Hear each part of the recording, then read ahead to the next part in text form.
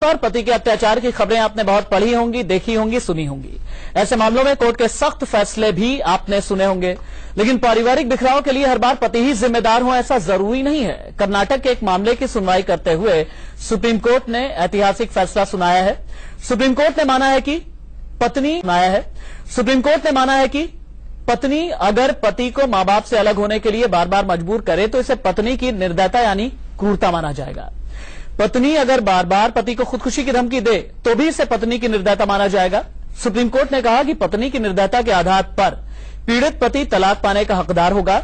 Supreme court ने Karnataka high court के फैसले को पलटकर पीड़ित पति को तलाक की इजाजत दी है। सुप्रीम कोर्ट ने तलाक के 20 साल पुराने मामले में पति के पक्ष में यह ऐतिहासिक फैसला सुनाया है। सुप्रीम कोर्ट के फैसले भविष्य में आने वाले मामलों के लिए आधार बनते हैं और इस फैसले के आधार पर भी भविष्य में कई मामलों में इंसाफ हो सकता है। बड़ा सवाल यह है कि क्या सुप्रीम कोर्ट का यह फैसला हमारी बदलते और बिखरते सामाजिक मूल्यों पर बड़ी चोट नहीं है? सुप्रीम कोर्ट का यह फैसला ऐतिहासिक तो है ही, साथ ही उन महिलाओं के लिए एक सबक है जो अपने पति को उनके मां बाप से अलग करना चाहती हैं, क्योंकि सुप्रीम कोर्ट ने इस कदम को निर्दयतापूर्ण कहा है। कैमरामैन दिलीप के साथ Ashish Sinha, India news, Delhi. Supreme court का फैसला बहुत कुछ कहता है। सुप्रीम कोर्ट का फैसला कहता है कि पति को मां बाप से अलग रहने के लिए मजबूर करना तलाक का आधार होगा और इसी पर हमारी बड़ी बहस होगी कि आखिरकार सुप्रीम कोर्ट को यह कहने की, यह समझाने की, मानवीय मूल्यों को समझाने की नौबत क्यों आन पड़ी। मेरे सहयोगी आशीष सिन्हा सुप्रीम कोर्ट के इस फैसले के माने बताएंगे, जो कानूनी माने होंगे वो हमें समझाएंगे। और हमारे साथ मौजूद हैं हुसैन अली अब्बास ज़ादे, आप सेक्रेटरी हैं वास्तव फाउंडेशन के। वास्तव फाउंडेशन पारिवारिक मामलों में पतियों के समर्थन में बोलते हैं। हुसैन अली अब्बास ज़ादे, आपके पास आऊं उससे पहले आशीष सिन्हा, हमें सबसे पहले तो यह समझाइए कि लीगल पर्सपेक्टिव में कानूनी पहलुओं को आधार बना करके इस फैसले को किस तरह से देखा जाए।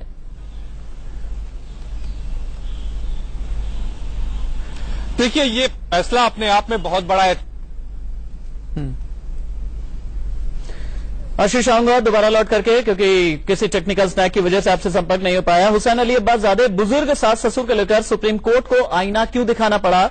क्या इस दौर में परिवार का ढांचा आपको लगता नहीं कि कुछ ज्यादा चरमरा रहा है और इसी वजह से सुप्रीम कोर्ट ने आईना दिखाया है?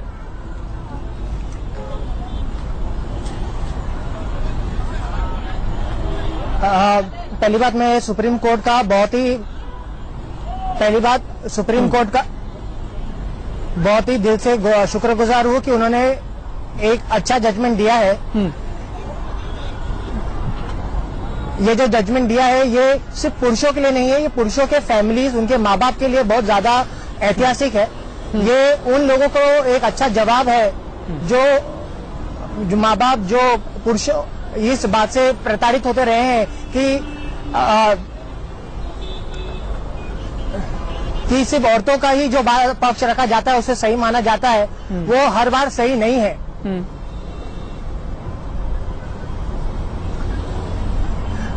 ये जो जजमेंट आया है ये एक बार में ही बहुत बड़ी पूरी तरह से सुनना है, जो ये बात साबित करती है कि कीजिए आप।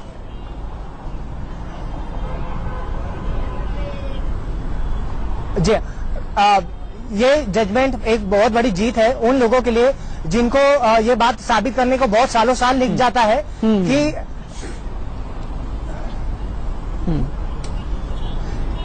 जो प्रताड़ना जो उनको शादी में सहन करना पड़ता है वो सिर्फ एक तरफ से नहीं होता है, वो औरतें भी करती हैं। इस जजमेंट में आप देखेंगे कि इस सुप्रीम कोर्ट ने माना है कि औरतों की तरफ से भी प्रताड़ना होती है और फॉल्स एलिगेशंस लगाना, एक्स्ट्रा मैरिटल अफेयर के जो एलिगेशंस लगे हैं, बार बार सुसाइड का धमकी देना, ये जो है ये सही नहीं है। इस जो केस में सुप्रीम कोर्ट ने 8 साल बाद जो ये पिटीशन फाइल हुई थी और उसमें उन्होंने जो ये जजमेंट दिया है, बहुत ही बढ़िया जजमेंट दिया है। ये उन लोगों के लिए जीत है जिनको इस बात का हर बार तकलीफ में रहता है कि शादी होने के बाद माँ बाप से अलग होना पड़ता है, उनको फोर्स किया जाता है और वो अलग नहीं होते हैं तो उनके ऊपर झूठे केसेस आ जाते हैं, डोमेस्टिक वायलेंस के आते हैं, 498 आते हैं और इसी तरह फेक केसेस की एक भरमार लग जाती है। तो ये बहुत बड़ी जीत है और ऐसी जीत और आनी चाहिए, ऐसे और पॉजिटिव सिग्नल्स आने चाहिए समाज में। ठीक है, आपके पास दोबारा लौट करके आता हूं। आशीष सिन्हा, क्या मैं सुप्रीम कोर्ट के इस फैसले को एक नजीर के तौर पर सिर्फ मैं ही नहीं बल्कि पूरा हिंदुस्तान, पूरा देश देखे? नजीर ऐसी कि शादी, देखिए, एक इंस्टीट्यूशन है, इस इंस्टीट्यूशन में मानवीय मूल्य भी होते हैं, रिश्ते भी होते हैं। अगर आप बड़े शहरों में रहते हैं, न्यूक्लियर फैमिली के कॉन्सेप्ट पे आप बिलीव करते हैं, तो इस न्यूक्लियर फैमिली में सिर्फ हम दो हमारे दो के अलावा हम दो हमारे दो ही नहीं है, बल्कि इसमें मां बाप की भी एक वैल्यू है, चाहे वो मानवीय वैल्यू हो, इमोशनल वैल्यू हो, और उनकी एक अलग जगह है। क्या सुप्रीम कोर्ट ने यह बताने की कोशिश की है? हेलो हेलो आशीष, आप सुन पा रहे हैं मुझे? आशीष, चलिए ठीक है, आशीष के बाद दोबारा हम चलेंगे। एक बार फिर से हुसैन अली अब्बास ज़ादे का रुख कर लेते हैं। हुसैन अली अब्बास ज़ादे, आप वास्तव फाउंडेशन के लिए काम करते हैं। वास्तव फाउंडेशन वो संस्थान है जो कि पीड़ित पतियों के लिए काम करता है। क्या आपके सामने भी इस तरह के केसेस आए हैं? आपने चूंकि प्रताड़ना जैसा बड़ा शब्द इस्तेमाल किया, प्रताड़ना, क्या प्रताड़ित पति आपके पास भी आए हैं? अगर वो आते हैं तो किस तरह की शिकायत लेकर के आते हैं? जी हाँ, देखिए, हमारे पास सिर्फ पीड़ित पत्नी नहीं आते हैं, हमारे पास पीड़ित फैमिलीज आती हैं, हमारे पास पीड़ित माँ बाप आते हैं, पीड़ित भाई बहन आते हैं, जिनको अपने बच्चों के लिए प्रॉब्लम्स जो लाइफ में फेस करते हैं उसके सोल्यूशंस के लिए हमारे पास आते हैं।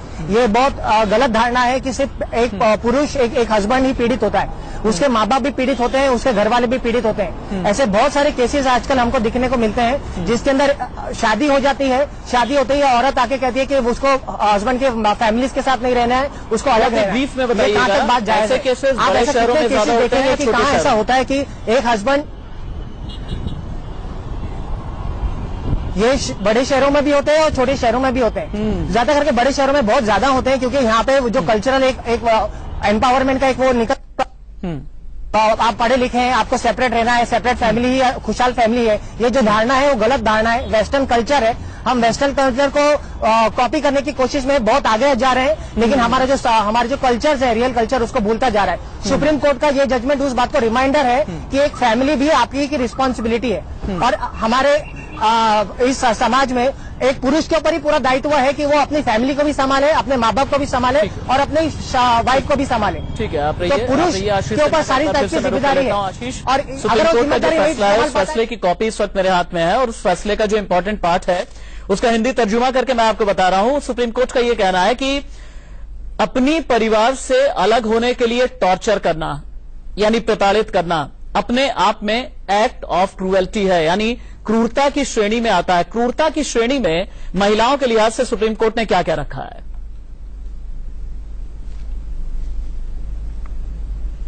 देखिए, अगर इस पूरे जजमेंट को आप राशिद पढ़ें तो तीन अहम बातें हैं, तीन अलग अलग एक्सपेक्ट पे ये जजमेंट है। पहला ये है कि यहाँ पर जो पत्नी होती है वो अपने पति को उनके माँ बाप से अलग करना चाहती है बिना किसी ठोस वजह के। सुप्रीम कोर्ट ने अपने फैसले में ये भी कहा कि जो हिंदू कल्चर है उसमें ये जो पिता होते हैं वो अपने बेटे को पालते हैं, उसकी परवरिश करते हैं। ऐसे में बेटे का ये फर्ज होता है कि वो उनके बुढ़ापा में उनका सहयोग करे। यहाँ पर जो बेटा कमाता था उसी के आधार पर जो उनके माता पिता है उनका गुजर बसर होता है। ऐसे में ये कैसे जो बेटा है वो कैसे उनसे अलग हो जाए, ये पहला एस्पेक्ट था। दूसरा इसमें एस्पेक्ट ये था कि बीवी बार बार ये धमकी देती थी कि अगर तुम मेरी बात नहीं मानते हो तो मैं आत्महत्या कर लूंगी। तब कोर्ट ने कहा कि बार बार आत्महत्या करने की धमकी देना कहीं ना कहीं एक मानसिक प्रताड़ना है, और अगर आत्महत्या की कोशिश में अगर पत्नी सफल होती है तो वो पति का पूरा जीवन ही नष्ट हो जाता। और तीसरी अहम बात, यहाँ पे फॉल्स एलिगेशन लगाए गए थे पति के ऊपर कि तुम्हारा अफेयर चल रहा है। तो इन तीनों चीजों को कोर्ट ने दरकिनार किया, पति को तलाक दिया। ये एक नजीर साबित होगा सभी मामलों में, और कोर्ट ने साफ कर दिया कि इस तरह का व्यवहार, यानी इन तीनों श्रेणियों में अगर व्यवहार कोई भी पत्नी अपने पति के साथ करती है तो उसे निर्दयता के तहत, क्रूएल्टी के तहत, अत्याचार के तहत माना जाएगा। ठीक है, हुसैन अली, मुझे एक बात ये समझाइएगा कि आपको लगता नहीं कि अगर रिश्तों के फैब्रिकेशन को समझाने के लिए, रिश्तों के जुड़े हुए तार के बारे में बताने के लिए, उसे डिफाइन करने के लिए या उसमें सजा देने को डिफाइन करने के लिए, परिभाषित करने के लिए अगर जुडिशरी को इंटरवीन करना पड़ रहा है, तो इसका मतलब कि सामाजिक मूल्यों का जो आधार है वो बुरी तरह से दरक रहा है? क्या आपको लगता नहीं?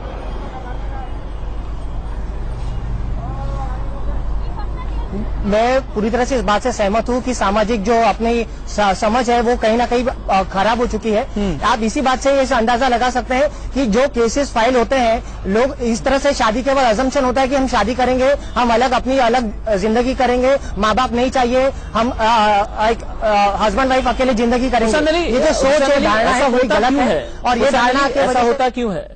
एक जमाने में हम अपने माँ बाप, मैंने खुद भी अपनी माँ को देखा हुआ है कि उन्होंने अपने सास ससुर की किस तरह से सेवा की है, लेकिन आज की तारीख में ज्यादातर ऐसे मामले क्यों आते हैं कि सास ससुर से बहू की पटरी नहीं खाती है? ऐसा क्यों होता है आजकल?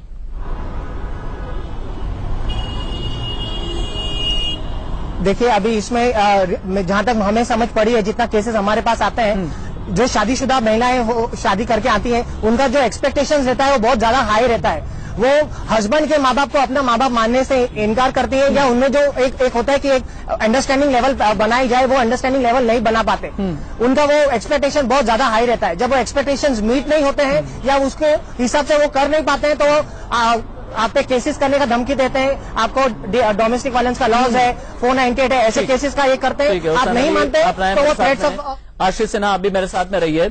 देखिए, उम्मीदों का जो सांचा होता है, जो खांचा होता है, वो अपने हिसाब से बनता है और ढलता है। ये बात समझनी बहुत जरूरी है। और एक बात और भी समझनी बहुत जरूरी है कि माँ बाप रिश्ते जब अदालत की दहलीज पर दस्तक दे जाएं तो फिर वो मुद्दा बन जाता है बीच बहस का। बीच बहस में मेरे साथ हुसैन अली और आशीष सिन्हा मेरे सहयोगी मौजूद हैं, चूंकि एक बड़ा फैसला सुप्रीम कोर्ट का आया है। हुसैन अली, जिस टॉपिक पर हम बात कर रहे हैं, एक मेरा सवाल है, बुजुर्ग माँ बाप की देखभाल करने का जो संस्कार है वो कमजोर क्यों पड़ता जा रहा है? एक जमाना हुआ करता था, लोग कहा करते थे कि बुजुर्ग माँ बाप की सेवा करो, पुण्य कमा लोगे। उर्दू में कहा जाता था आपको सवाब मिल जाएगा। आज ये संस्कार कमजोर क्यों पड़ गया है?